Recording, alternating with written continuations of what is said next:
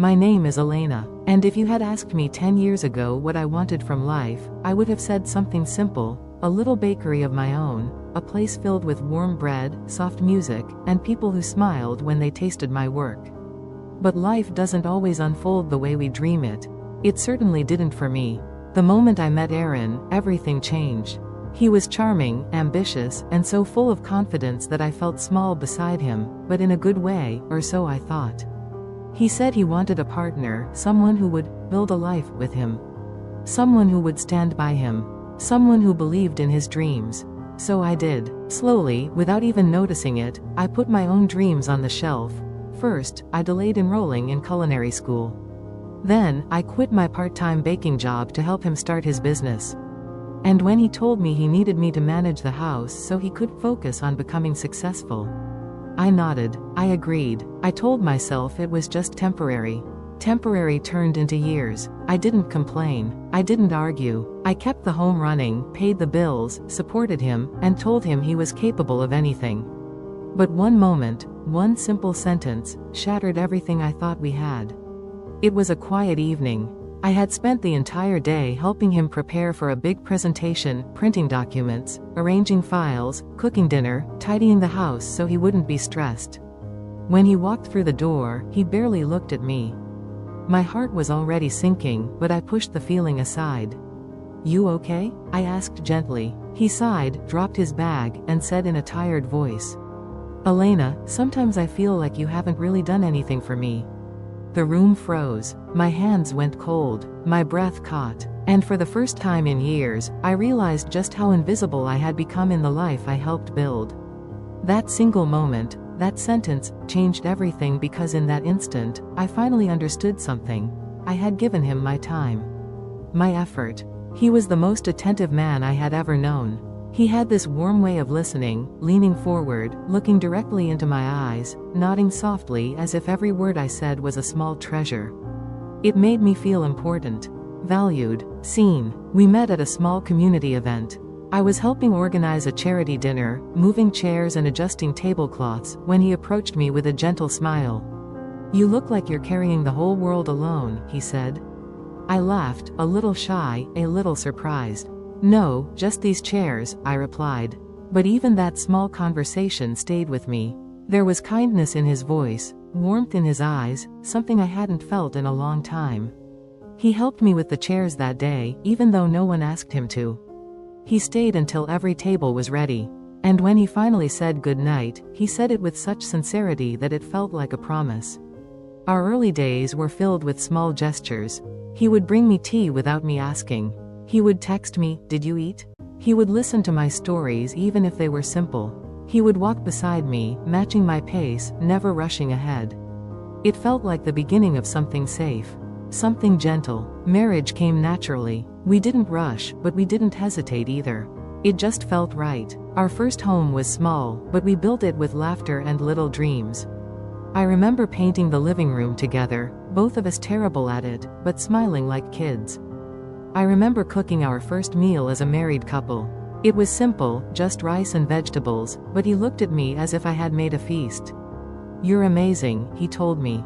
And I believed him. I believed that love could last forever if we were kind, patient, and loyal. I believed that effort meant something. I believed that two people could grow together without drifting apart. For a long time, it was true.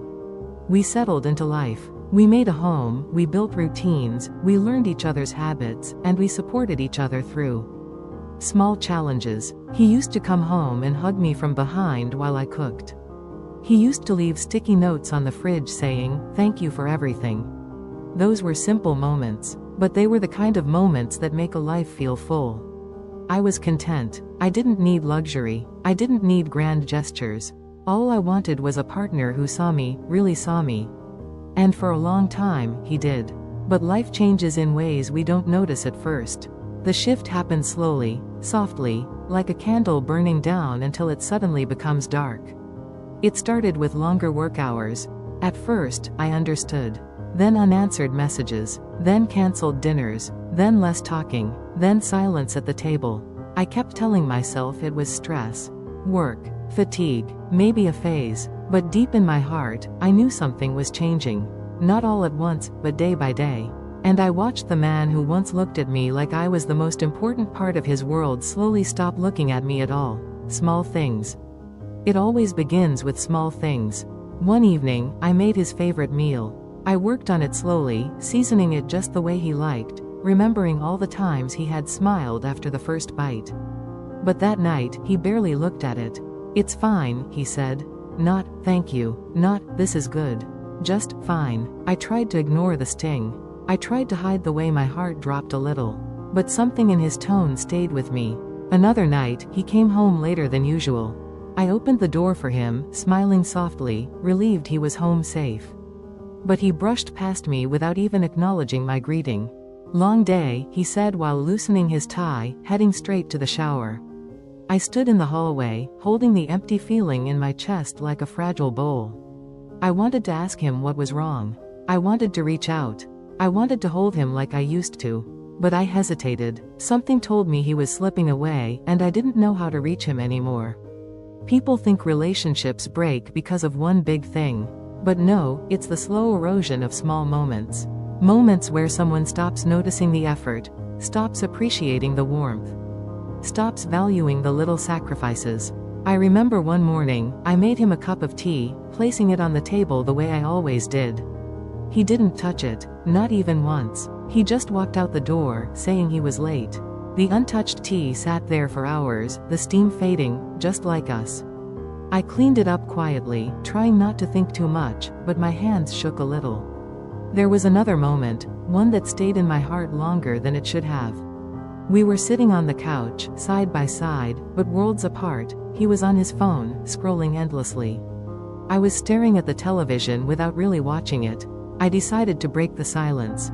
I missed him. I missed us. I was thinking, I said softly, maybe we could go out this weekend? Just the two of us?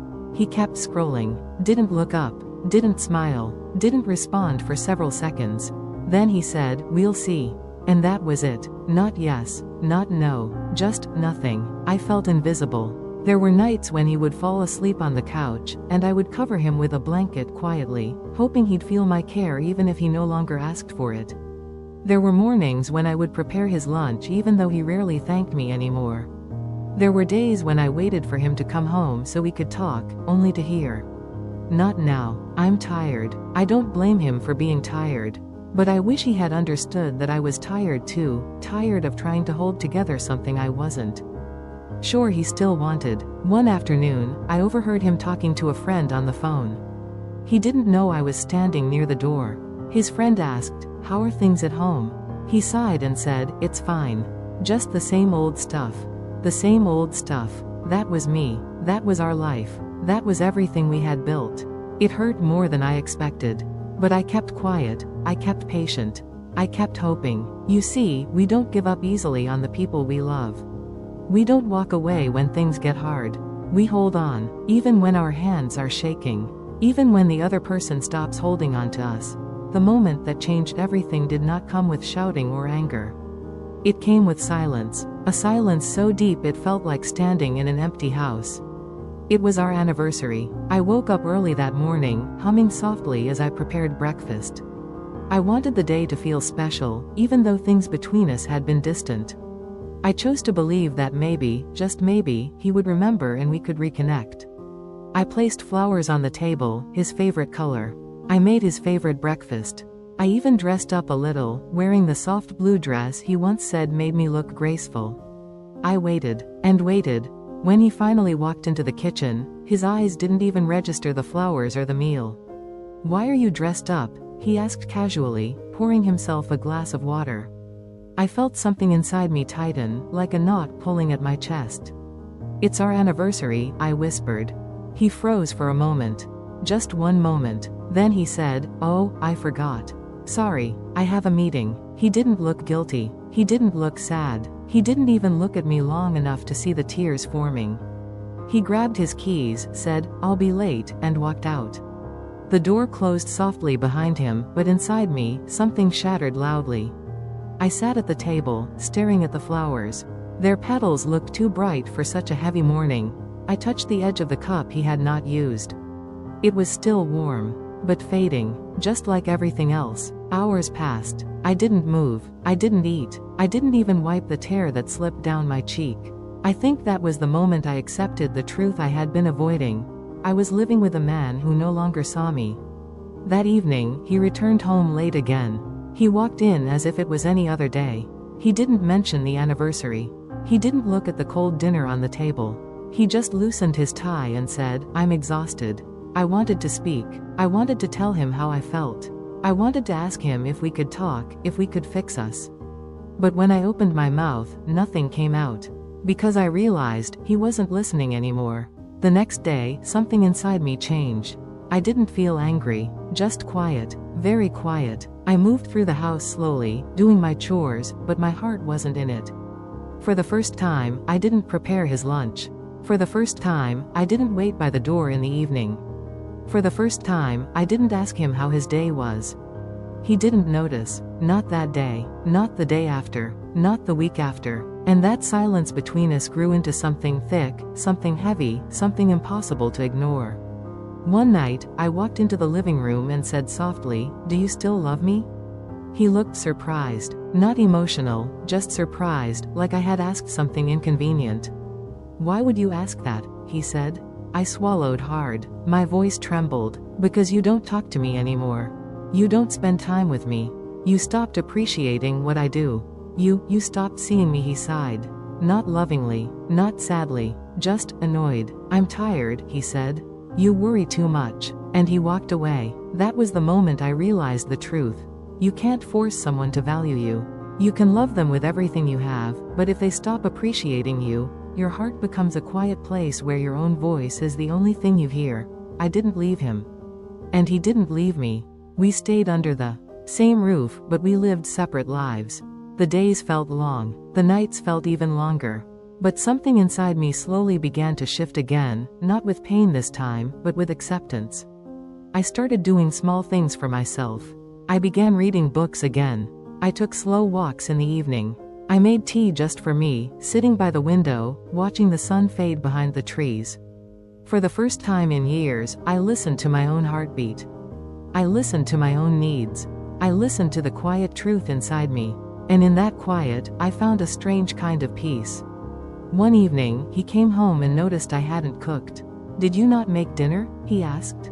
I looked at him gently, without anger. "No," I said. I was tired. He didn't know how to respond. It was the first time he realized I had feelings that needed tending to. Another day, he asked why his favorite shirt wasn't ironed. I smiled softly. I didn't get to it.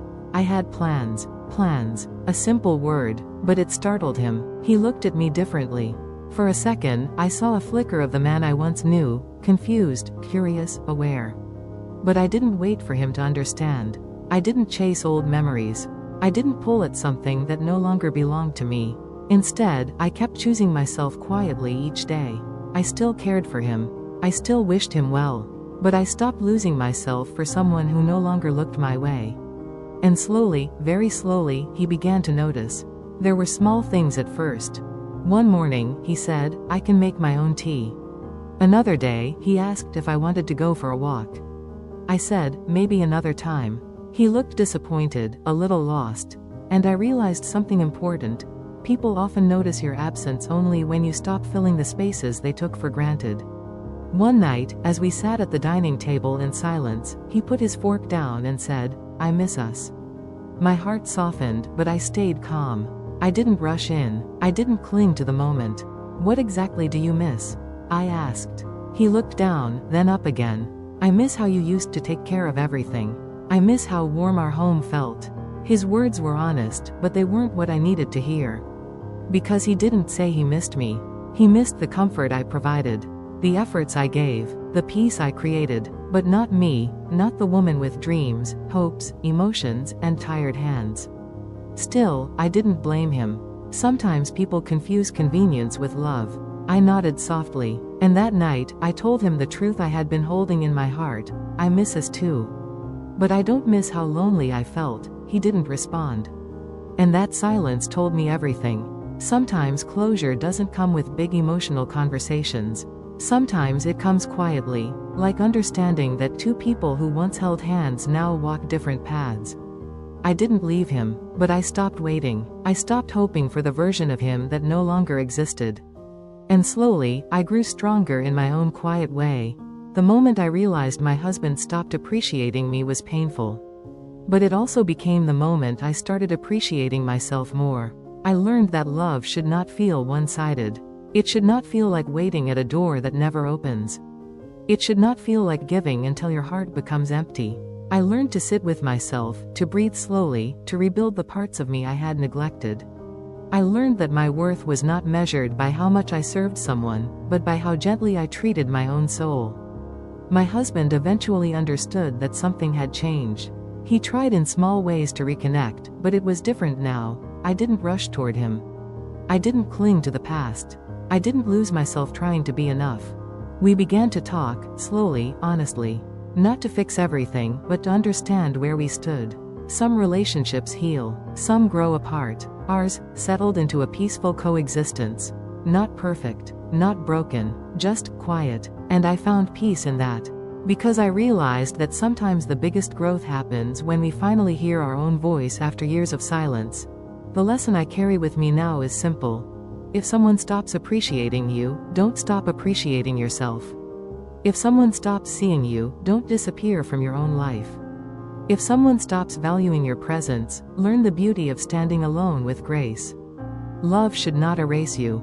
Love should not exhaust you. Love should not make you feel invisible. And if it ever does, find yourself again. Gently, patiently, quietly. Because the softest realizations often lead to the strongest transformations. And that is the story of the moment I realized my husband stopped appreciating me, and the moment I started appreciating myself.